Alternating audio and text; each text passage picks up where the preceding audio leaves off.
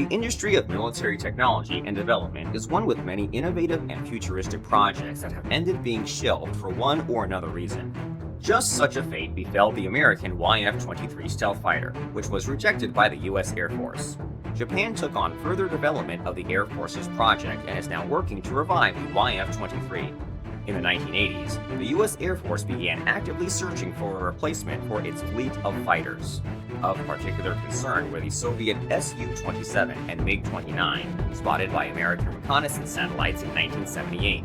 Both these models were expected to outmaneuver the American fighters of that time. Thus, developments for the new generation fighter started with a request from the U.S. Air Force as part of what was called Advanced Tactical Fighter, ATF.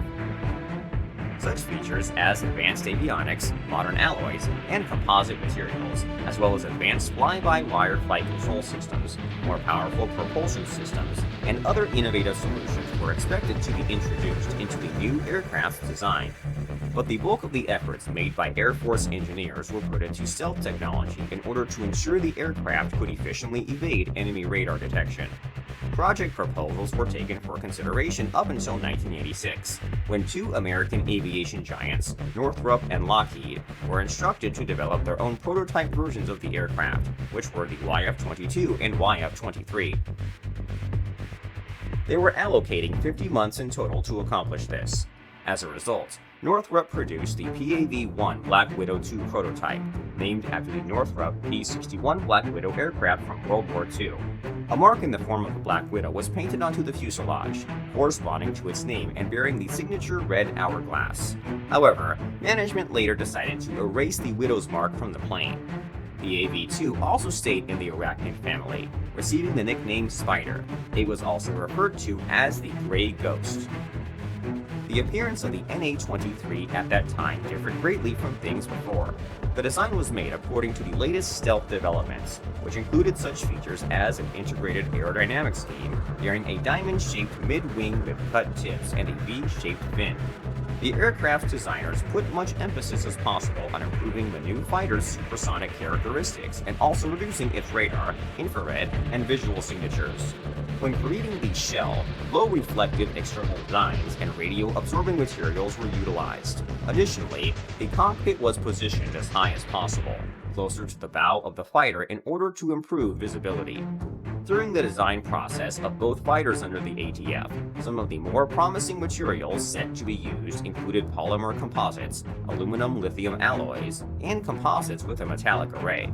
The ones most widely used throughout ended up being the polymer composites, since they made up about 25% by weight of the YF-23 prototype.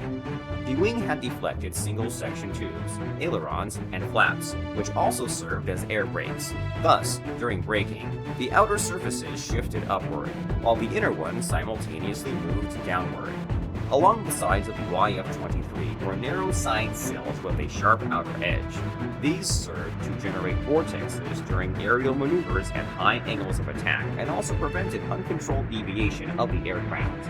The fighter was equipped with two turbofan engines, each of which was located in a separate nacelle with S-shaped channels to protect the axial compressors of the engine from radar waves.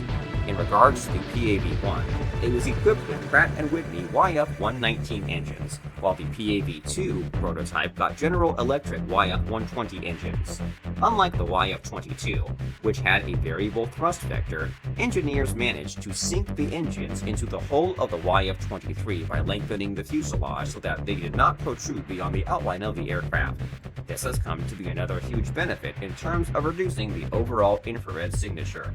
The YF-23 managed to outperform the YF-22 in speed, demonstrating a cruising performance of Mach 1.8 versus the YF-22's Mach 1.58. Despite all the efforts put into developing the YF-23, its competitor, the YF-22, was viewed as more maneuverable and inconspicuous. However, when visually comparing the two fighters today, the YF-23 still appears to be the perfect aircraft for close aerial combat. The Air Force generals at that time had decided, though, that the 5th generation fighter would not engage in close combat and had more emphasis on maneuverability. This was considered the most important factor regarding the air battles of the 21st century. The very appearance of the YF-22 seemed to them more calm and conservative when compared to the revolutionary YF-23. And even though the American Air Force is not known for its conservatism, unlike its British colleagues, no one really wants to take responsibility for possible risks and colossal monetary losses associated with choosing between a new and unknown option and a simpler, and most importantly, understandable option.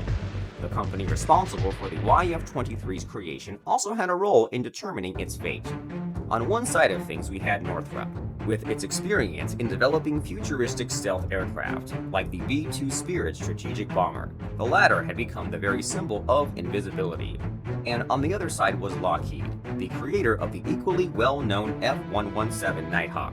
Unfortunately, it was the B-2 that pulled a fast one on Northrop, having received most of the attention during the development of both the YF-22 and YF-23 prototypes. The U.S. Air Force decided that it would be trite to overtask the company's engineers, entrusting them with the creation of several such promising aircraft at the same time. As a result of these concerns, they landed on the YF-22, now known to us as the F-22 Raptor.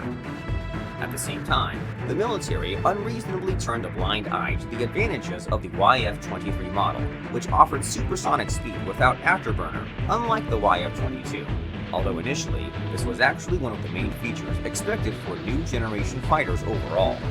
However, it became apparent that the YF-22 was not very suitable for service in the U.S. Air Force. The aircraft had excellent characteristics and stealth features with the ability to eliminate air and ground-based enemy vehicles with lightning speed, but it also cost more than an arm and a leg, much more. One model F-22 Raptor cost U.S. taxpayers $379.5 million, including R&D.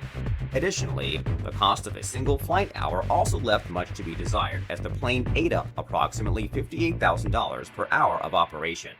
And the supersonic capability of the 5th generation fighter was lower than expected at only 180 kilometers or 6 minutes without the afterburner.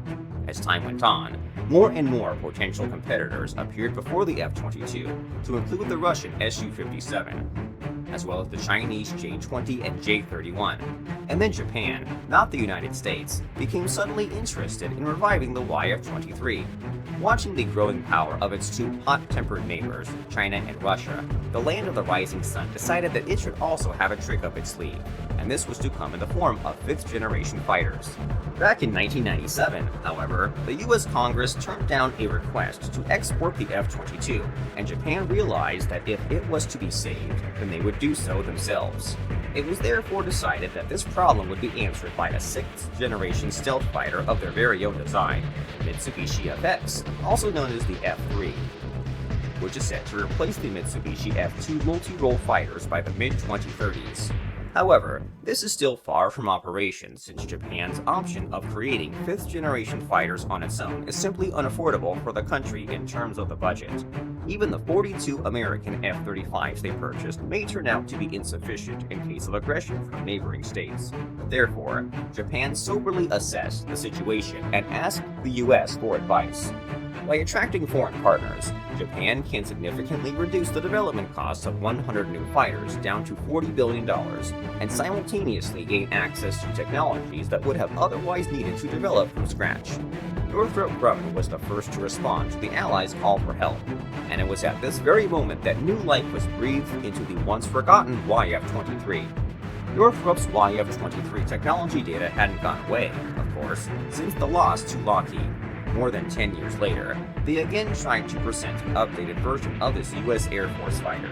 However, much more attention was being paid to the legendary Northrop B-2's heir, the strategic bomber B-21. This, apparently, seemed more promising at the time. And although today the company can still accurately make the YF-23 for Japan, it will most likely want to revisit the design of this creation, coming up with unique ideas for the layout of the airframe and fighter engines. These can then be combined with the technological achievements of their Japanese counterparts. Most of the design features of the YF-23 originated from the 80s and would thus require complete modernization. For example, the old-fashioned radio-absorbing surface coating remains an extremely expensive solution used in F-22s. And then there's also the more practical modular panels, like the new F-35. Furthermore, the fighter's avionics will also undergo improvement, since these were never able to be implemented in the YF-23 before. As far as advantages go, the YF-23 of today seems to be a worthy competitor to the F-22. The speed of Mach 1.8, performed by the prototype, is still impressive. Granted, this is less than what can be done by modern Su-57s. However, let's not forget that this is merely a test model. After upgrading the systems, its speed can definitely increase significantly, especially when looking at the use of a modern technology stack in this process. The prototype's integrated aerodynamic scheme has lost neither its relevance nor its advantages when compared to the traditional one. By reducing the drag, the fighter is able to significantly increase the internal volume, which is key, since the missiles must be stored internally and not on an external sling. This is done for stealth purposes. Additionally, the aerodynamic layout improves the overall responsiveness of aircraft control at supercritical angles of attack, even up to 60 degrees. Despite the amount of work laid out for it, Japan believes that starting with a tried-and-true design and then subsequently upgrading it via the latest technology can ultimately be many times more profitable than starting from scratch. Perhaps, thanks to the beneficial cooperation received, the country will be able to not only revive the promising YF-23, but also occupy the middle ground that exists between the semi-maneuverable but highly stealthy F-35 and the super-maneuverable but not as stealthy Su-57. One thing is clear for sure. After anxiously awaiting for 3 whole decades, the Black Widow and the Raptor can finally face off in the air, albeit under the flag of a friendly nation. What are your thoughts on all this? Do you think Northrop will succeed in reviving its brainchild in the vast homeland of the samurai? Let us know in the comments below. And as always, if you enjoyed the video, please give it a like and subscribe to the channel to see more content like today's. Thank you, and we'll see you again in the next video.